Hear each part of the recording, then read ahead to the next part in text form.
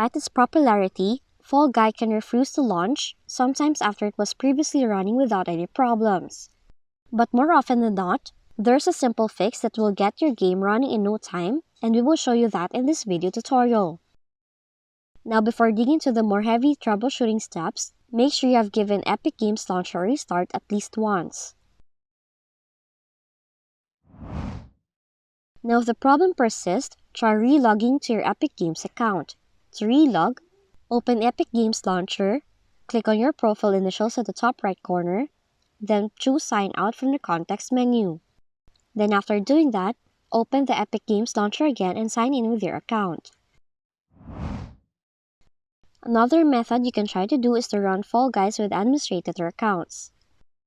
Do it by launching the Epic Games Launcher, choose Library from the left panel, click on the ellipsis option under Fall Guys, select Manage from the context menu, then right-click on Fall Guys executable file, and then choose Properties. Now switch to the Compatibility tab, and put a check mark on the option Run this program as an administrator option.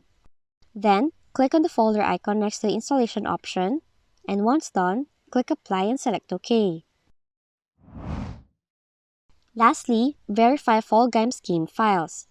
Do it by opening Epic Games Launcher, click on Library on the left panel, click on the ellipsis option under Fall Guys, choose Manage, click Verify to start scanning Fall Guys, and wait for the Epic Games Launcher verification scan to be completed. After that, reboot the launcher and check for the problem again. Now that's how you can fix the Fall Guys not opening on your Windows computer. If you found this video helpful, kindly like and subscribe. You may also click and turn on the notification bell so you can be notified from whenever we release new videos.